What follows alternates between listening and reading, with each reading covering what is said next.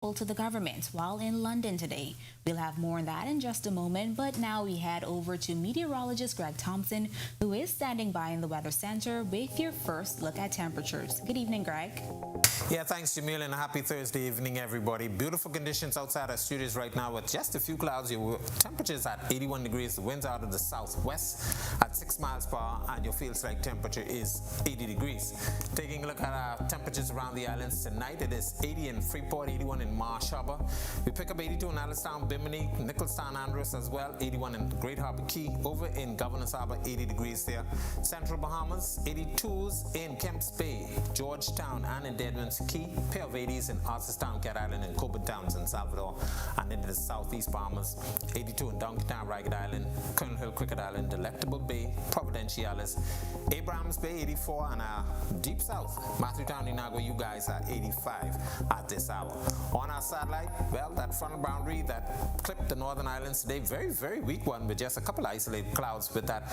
And we also have a surface trough, the remnants of a frontal boundary that was hanging out near the southeast Bahamas. All that's pushing towards the south. A dry air mass now moving in courtesy of high pressure. We will continue to enjoy these temperatures and conditions throughout the remainder of the night and into tomorrow. That's your first look at weather. Stick with us to look at your extended forecast. Is still to come.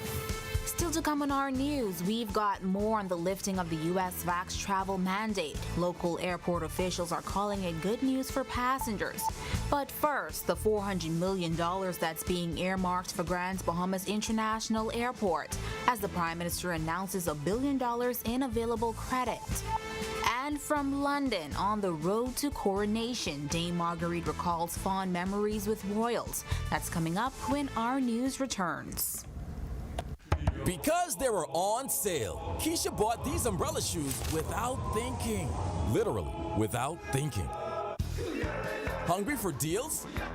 Come and satisfy that hunger at KFC before doing something crazy. Snack Box for only $5 with a piece of juicy KFC fried chicken, creamy mashed potato, and the buttery biscuit. A finger-licking good deal. Are you or a loved one under medical care? Do you need affordable medical supplies? Ports International is the largest home health care supplier.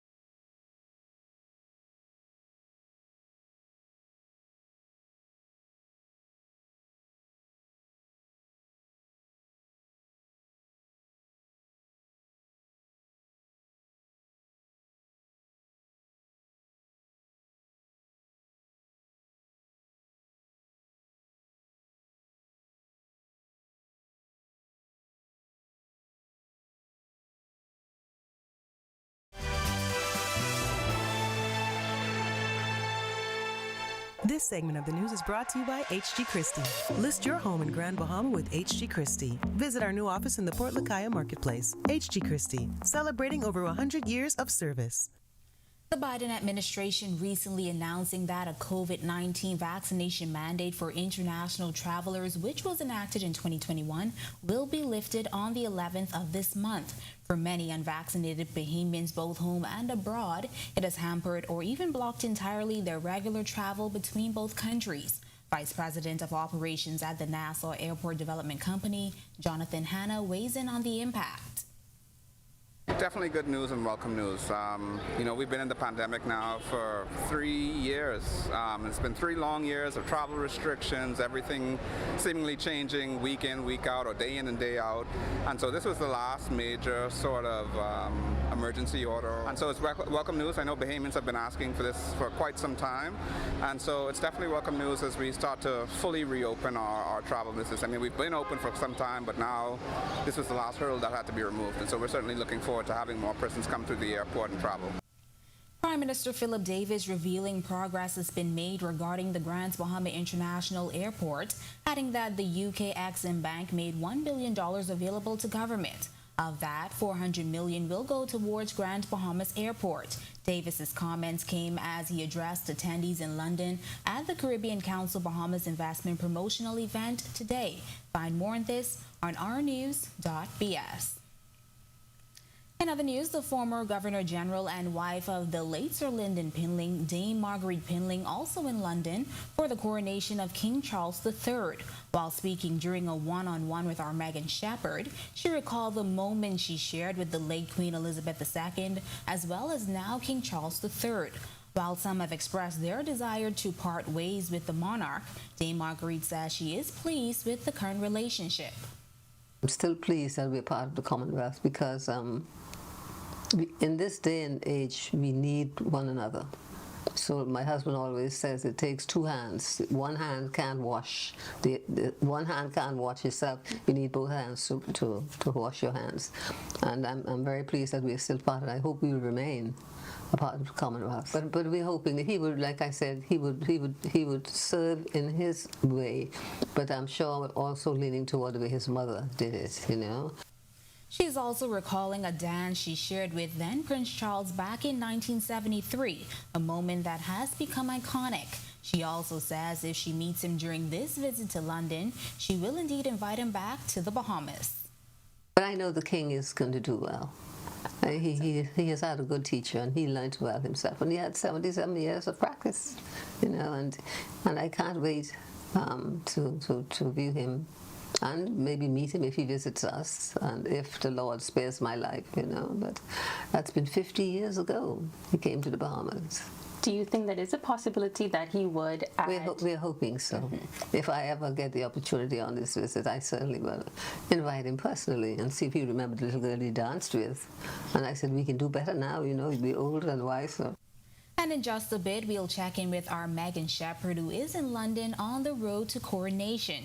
Now be sure and join the RTV network this Saturday for live coverage of the coronation of King Charles III beginning at 5 a.m. That's this Saturday, starting at 5 a.m.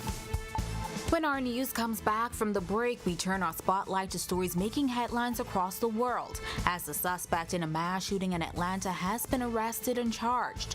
Plus, Britain's King Charles and Queen Consort Camilla attended a garden party at Buckingham Palace in celebration of his upcoming coronation. And greener garbage collection. Tonight's Sustainability First report explores potential avenues and solutions when our news returns.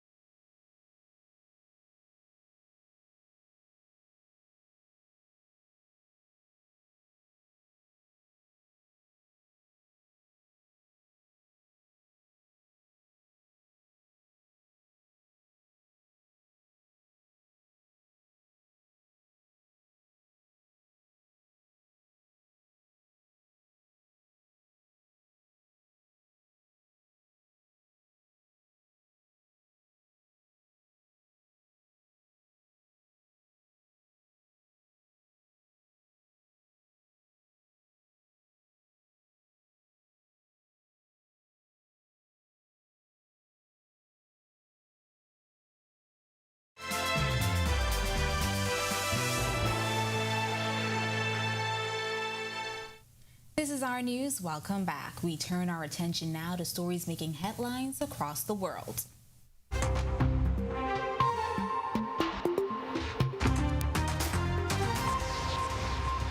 County jail records show the suspect in a mass shooting in Atlanta that left one woman dead and 4 others wounded has been charged with 1 count of murder and 4 counts of aggravated assault. 24-year-old Dion Patterson was awaiting his first court appearance Thursday after police say he opened fire in the waiting room of an Atlanta medical practice Wednesday.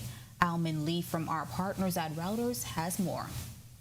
The mayor of Atlanta, Andre Dickens, called it a successful end to a traumatic day, but decried what he called a national epidemic of gun violence. So I hope that the city, the region rests easy, that he's in custody, but I also hope that we stay vigilant to continue to look at a future where individuals that shouldn't have a gun in possession won't have one, and also that individuals will be brought to justice, and also that we deal with these things that are mental health or easy access to guns.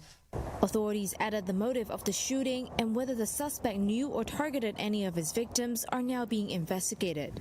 Britain's King Charles, together with Queen Consort Camilla, attending a garden party at Buckingham Palace in celebration of his upcoming coronation.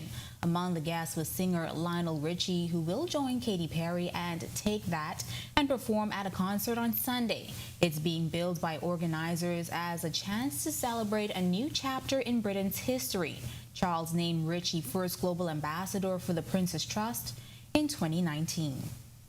First of all, does this ever happen? No. This is a once-in-a-lifetime opportunity. So, to be a part of it is everything. And I've known His Majesty now for a couple of years, and so to celebrate this with him, and Queen, it's just going to be so much fun. And once the music starts, it's just going to be fabulous. It's going to be. I can feel my toes touching it. Yeah, get ready. Get ready. It's going to be magical.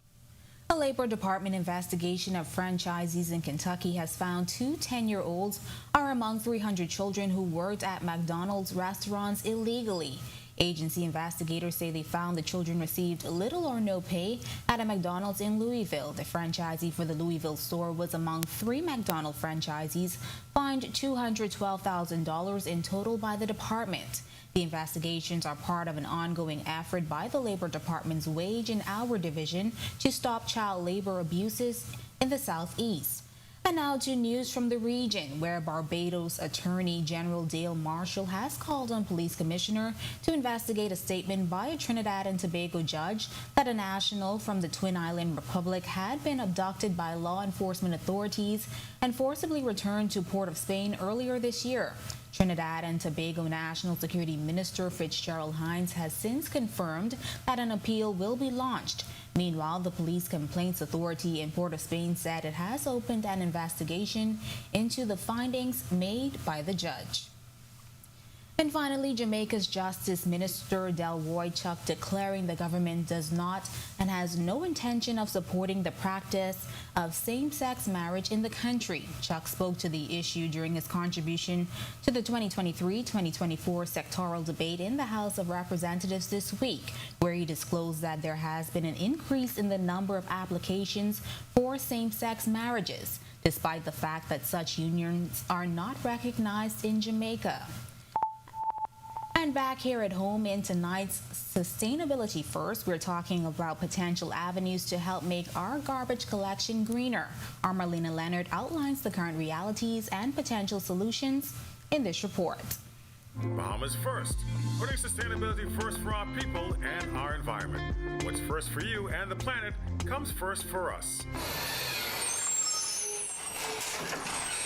Waste collection is a necessary part of modern life, but it's also extremely taxing on the environment. In the U.S., although heavy-duty trucks only make up 4% of the vehicles on the road, they make up almost 25% of that country's transportation greenhouse gases and use 20% of America's fuel. Here in the Bahamas, we've had our fair share of struggles with waste management, but now that many of the landfill woes have been addressed, Francisco de Cardenas, managing director at Bahamas Waste, tells us 2 things have changed. The management of the landfill has changed, And secondly, I think they have also gone, the residential was always done by the government, but it's now being contracted out by the private sector, and I think that's made a difference. Now, there's a different issue that impacts the waste management systems on our roads. Traffic.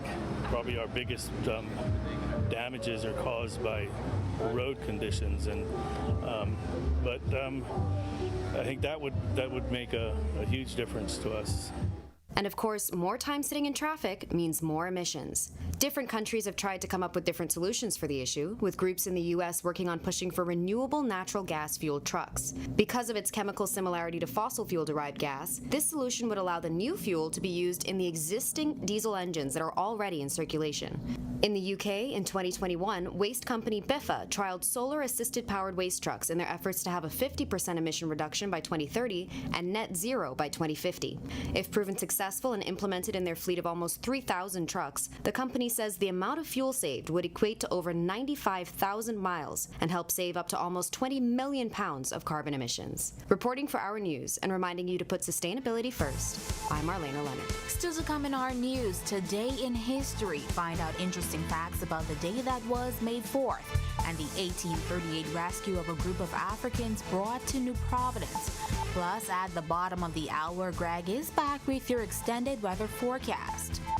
And then in Our News at 7:30, residents react tonight on the news of potential legal casino gambling for Bahamians. The story when Our News returns.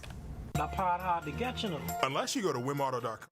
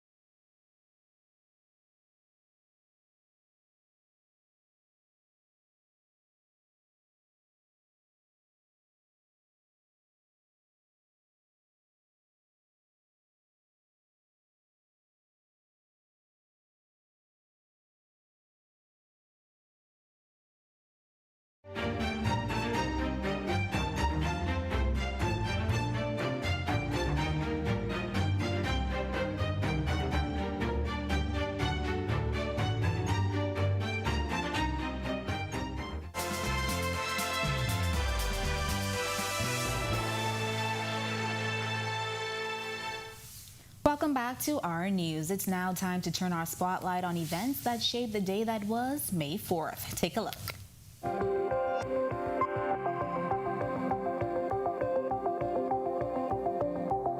On this day in Bahamian history, in 1838, a group of over 1,000 rescued Africans of mainly the Yoruba and Egbar peoples were brought to New Providence. The Historical Society notes the Africans were rescued by the British ships Pearl and Sapo after the vessel they were on was intercepted.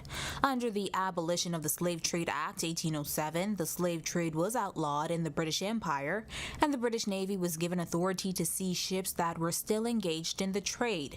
The enslaved person would then be taken to the nearest British port and set free. Many of these ships would be brought to the Bahama Islands. Although the slave trade was abolished in the British Empire, the practice of chattel slavery still existed in its colonies until emancipation on August 1st, 1838. Fast forward to 1973 when the Bahamas competed in the Caribbean Games for the first time. The games were held in Port of Spain, Trinidad, and were the second edition of Carifta. The Bahamas snagged one medal at the meet. It was Peter Pratt who took home bronze in the boys under-20 triple jump. Then on May 4, 2007, Hubert Ingram was sworn in as Prime Minister. General elections were held 2 days earlier with his party, the Free National Movement, FNM, winning the majority of the seats. It marked his third term as head of government. 5 years later, in 2012, the Ingram administration held its last cabinet meeting before the next general election. Then Prime Minister Hubert Ingram allowed members of the media into the meeting where numerous projects were discussed. He addressed questions about what would happen to planned developments if his government lost the election. No government can bind another government. That's the first thing. And so governments ought to take that into account when they make decisions. A government that comes to office has the opportunity to determine whether or not it considers a matter to be in the best interest of the country, or whether it's a matter that it's a priority for them. And so there's nothing that you can do or put in place to prevent it. Like I heard the leader of the opposition make a stupid statement the other day that he will pass a law that says a government cannot enter the contracts or hire people during the course of the election campaign. But the next government don't like it, they just change the law. No big deal. Then in 2013, a tornado touched down in Green Turtle Key and the Roots and Heritage Festival ended abruptly. Attendees fleeing the weather as they watched the water spout move from the ocean, making landfall. Attention everybody, we have a water spout. Tornado! Approaching the area. It's on land. Jesus, we gotta get out of here. Safe. Precautions. Do not just stand there and look at it. May 4th, 2021, the country moved to Phase 1B of the then-Minister administration's COVID-19 reopening plan. And finally, in 2022, the Department of Inland Revenue revealed $1 billion in tax arrears. Officials reporting last month that the numbers had come down slightly.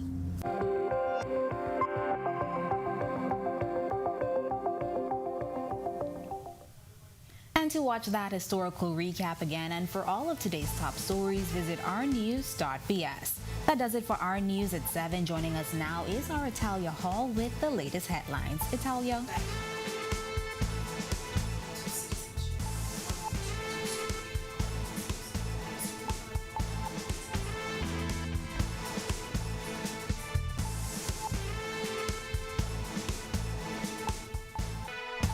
A sigh of relief. New tonight on Our News Live at 7:30. We speak exclusively with a young woman who is sharing how the ruling by the Privy Council on a long-standing citizenship issue has impacted her life. The story straight ahead. Plus, in light of the recent ruling, here why a former Attorney General says the decision blatantly highlights the unfairness against women in the country. Also, a schoolyard brawl turned serious on the island of San Salvador, leaving 2 women nursing injuries. We have details from police. And later, developing genuine partnerships is the focus for the Prime Minister as he's holding high-level discussions relating to reparations while in London for the King's Coronation. Our News Live at 7:30 is back in a moment. With over 25 years in business, nothing says commitment. Oh, it's your thing. Do what you want to do. It's your thing. Do what you want to do. Oh, it's your thing. Do what you want to do. Shareholders are very happy. Oh, it's your thing. Do what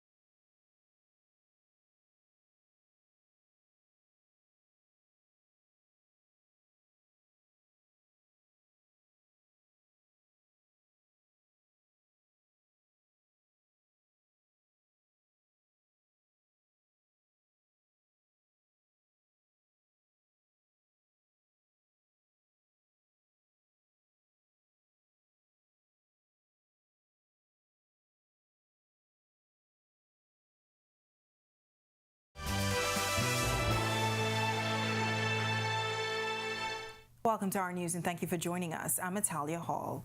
We bring you the story of a young woman whose life has been affected by the controversial citizenship issue, where Bahamian men were unable to pass on citizenship to their children born out of wedlock to foreign women.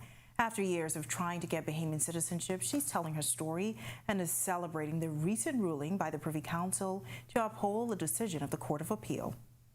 It hurt because I don't have a chance to become a Bahamian and I born over here. Sorry for crying, but it's painful to know all your friends, everybody going to college, getting a job, and I over here struggling, trying to find a job. Every time I find a job, oh, you need a permit. And I'm like, sir, I born over here. Like, come on. Like, give me one reason, just one chance to have a job.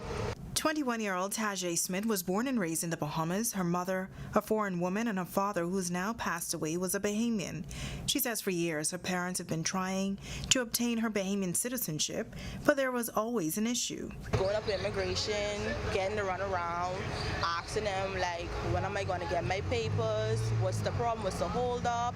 Every time I go up there, I call it early. And I'm like, I born over here, what's the problem? She says when traveling into the country, she would have to travel with her birth certificate, her father's birth certificate, her father's death certificate, as well as her certification of identity book. She would also be questioned heavily. Getting stopped in front of other people is embarrassing to me. I want to cry.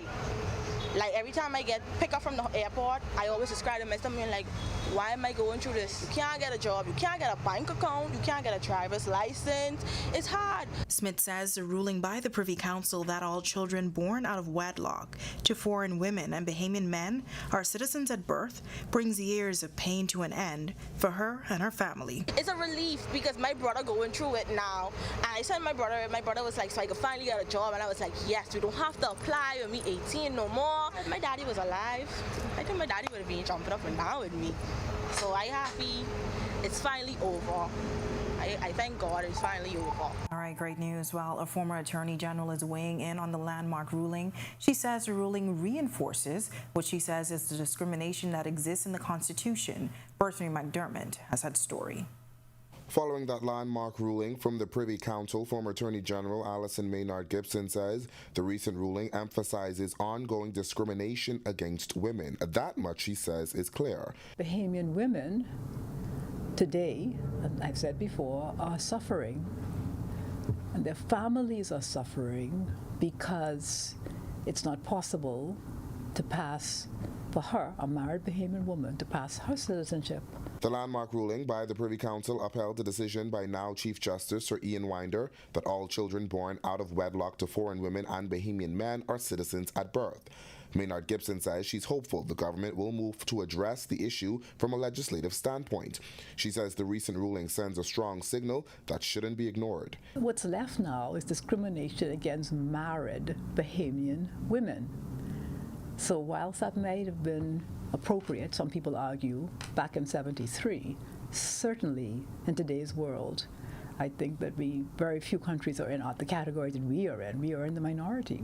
Now, Maynard Gibson is urging the government to pass legislation that not only addresses this matter, but allows Bahamian women to pass on their citizenship as well. I'm very optimistic, very hopeful that the government will move, as it said it would, to address this issue as a matter of urgency. Maynard Gibson says the government has to carefully weigh how that will be implemented. She's hoping the rights of Bahamian women aren't caught up and, as a result, hindered. Reporting for Our News, I'm Berthany McDermott.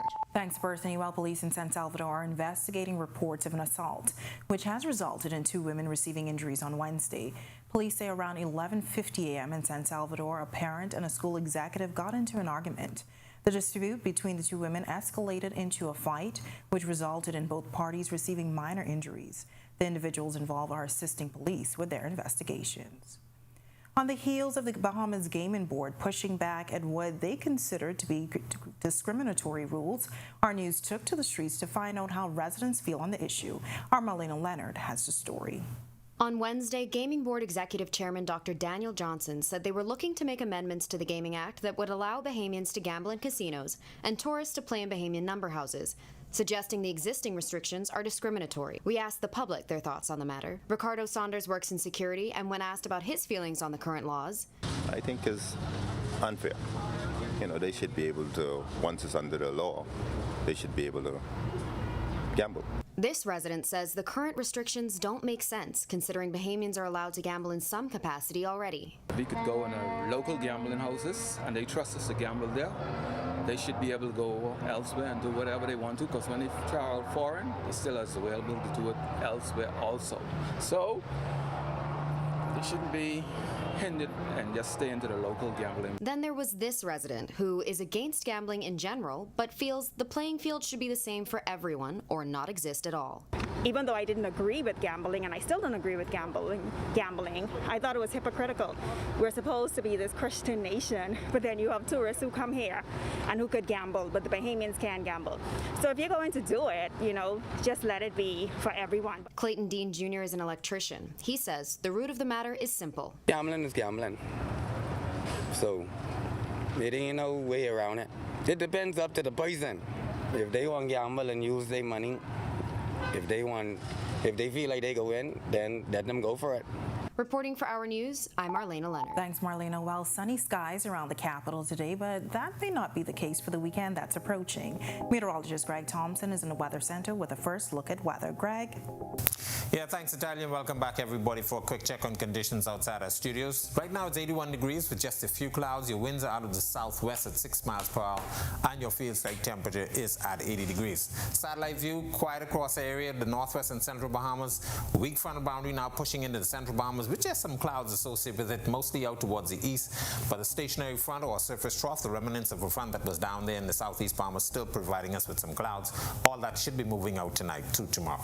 That's a quick check on conditions around the island. Stick with us to look at your extended forecast. Is still to come. Still to come on our news, reparations to the Bahamas. That's the topic of discussion between the nation's chief and world leaders while in London. Our Megan Shepherd is there and has the full story. And in less than 72 hours, King Charles III will officially be crowned. A moment in time many Bahamian students living in London say they'll never forget. Their reaction is straight ahead. Plus, capturing a leading role in a major film when Our News returns. Are you or at Doctors Hospital, our lamp just got brighter. The Loyalty Advantage membership program now has 3 unique plans to choose from.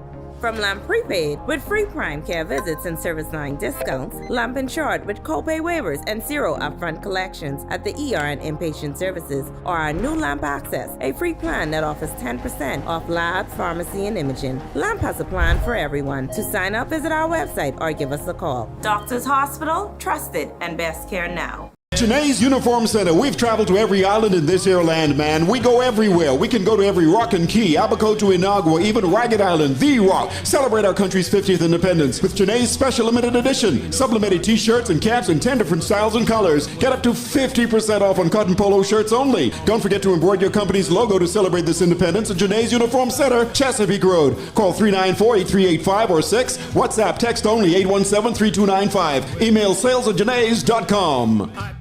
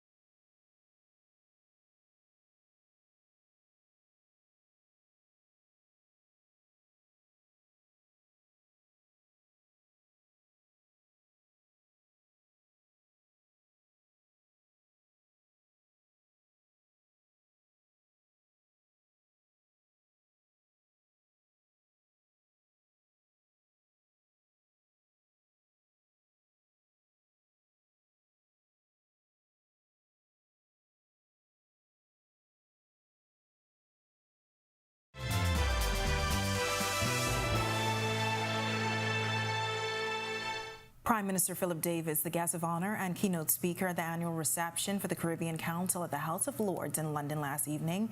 The nation's leader expressing upon the audience the need for reparations to the Bahamas. Our Megan Shepard was there.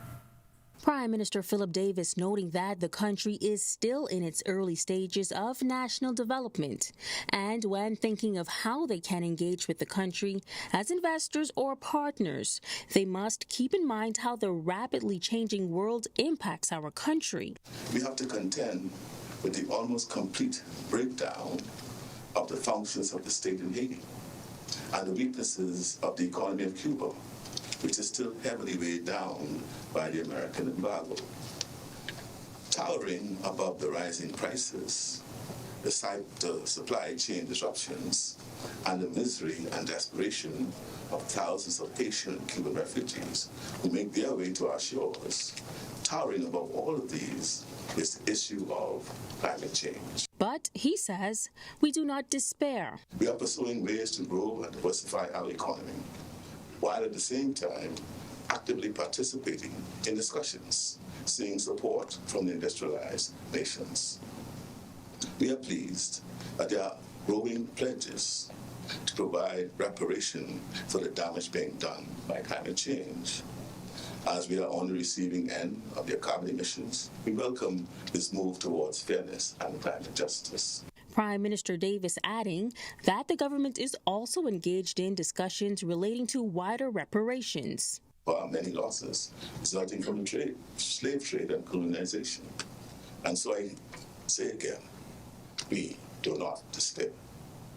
Tourism and financial services are still our main industries.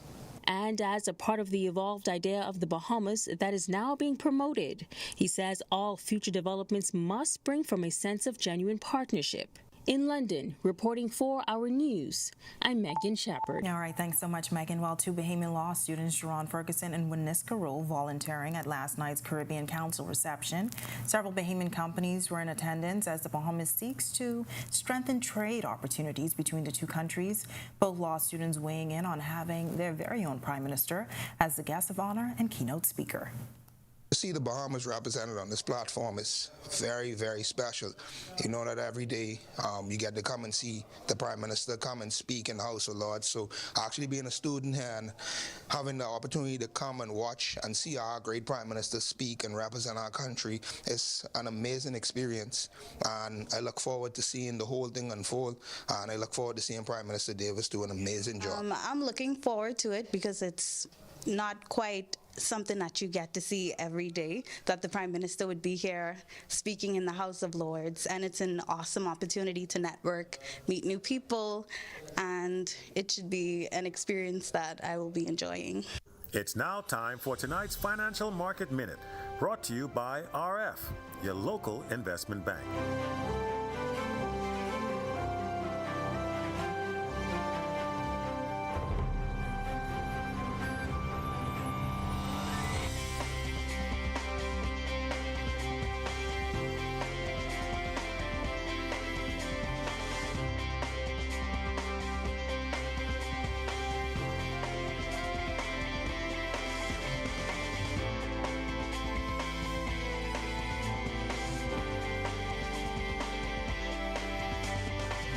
This has been your Financial Market Minute. To explore the best performing mutual funds in the Bahamas, visit our website at www.rfgroup.com. When our news comes back from the break, a Hollywood success, we hear from our Sasha Lightborn how one Bahamian has landed a leading role in a new film. Her story is straight ahead. A top Bahamian baseball prospect returns to the diamond after a 3-year absence, and this Bahamian NBA star returns to playoff action tonight. Stick around for our sports. And we're into day 4 of the work week, and we felt some warm temperatures across the islands today. Meteorologist Greg Thompson is back with your extended weather forecast when our news returns.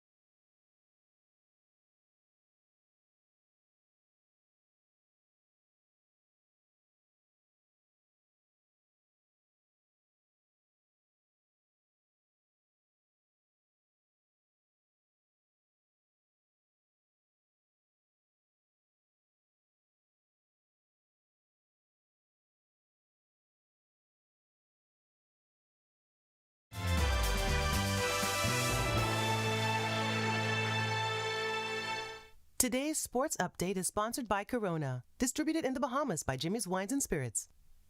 This is Our News. Welcome back. This baseball prospect returns to action after a lengthy hiatus. And see who's returning to NBA playoff action. Here's Tej Adderley with a check on sports. Tej? Thanks, Italia. In 2020, Christian Robinson of the Arizona Diamondbacks was one of the best prospects in all of baseball before he was sidelined due to visa issues. This week, it was announced that he will be allowed to continue his once promising baseball career. Christian Robinson was signed by Arizona at the age of 17 in 2017 for $2.5 million. By 2020, he'd made a meteoric rise through the D-backs organization, solidifying himself as a 5-tool phenom and Arizona's #1 prospect before his visa was revoked due to legal issues. Now 22, his legal issues are all behind him. It was announced earlier this week that he was reinstated to baseball and he will be allowed to continue in his career. Robinson was working out with the team during his hiatus, but now he will be allowed to compete in official major and minor league games. Look for him to resume his career at the single-A level when the team feels he's ready to resume competitive play.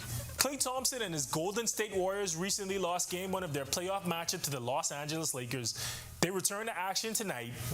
On Tuesday night, the Golden State Warriors lost Game 1 of their conference semifinals game to the Los Angeles Lakers 117-113.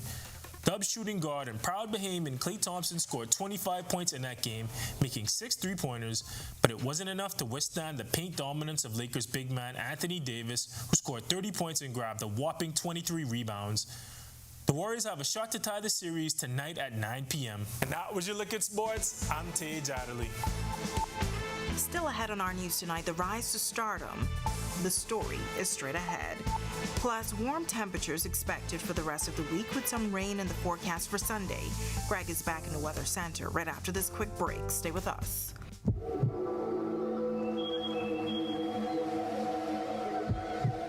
Janae's Uniform Center. We've traveled to every island in this here land, man. We go everywhere. We can go to every rock and key, Abaco to Inagua, even Ragged Island, The Rock. Celebrate our country's 50th independence with Janae's special limited edition. Sublimated t-shirts and caps in 10 different styles and colors. Get up to 50% off on cotton polo shirts only. Don't forget to embroider your company's logo to celebrate this independence at Janae's Uniform Center, Chesapeake Road. Call 394-8385 or 6. WhatsApp text only 817-3295. Email sales@janae's.com.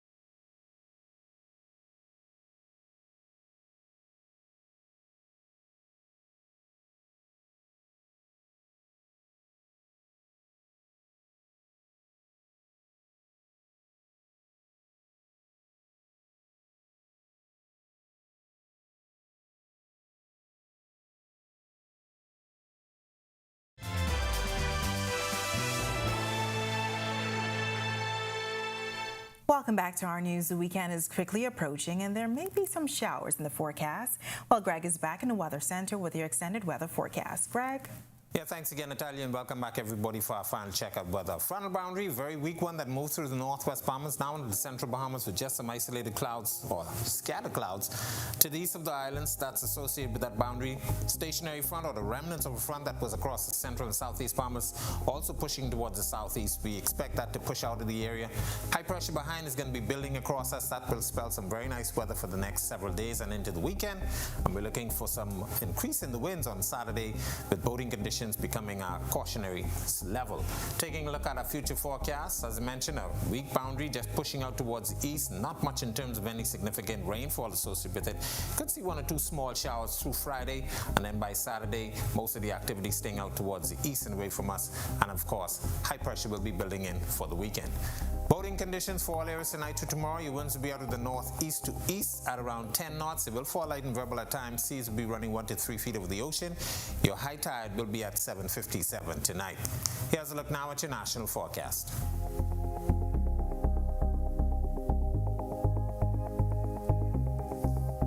In your extended forecast, quiet weather through the weekend. We get an uptick in some rainfall on Saturday, courtesy of a weak boundary that's going to be pushing near us.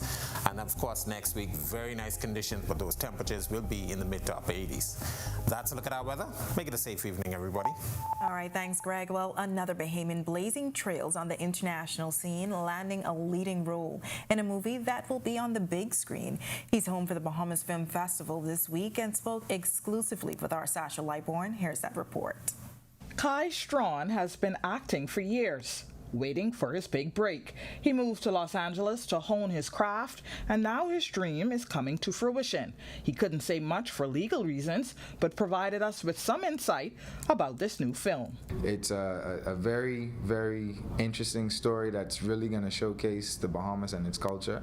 And originally, I started off auditioning for something totally different, and it just so happened that I was able to audition for the lead.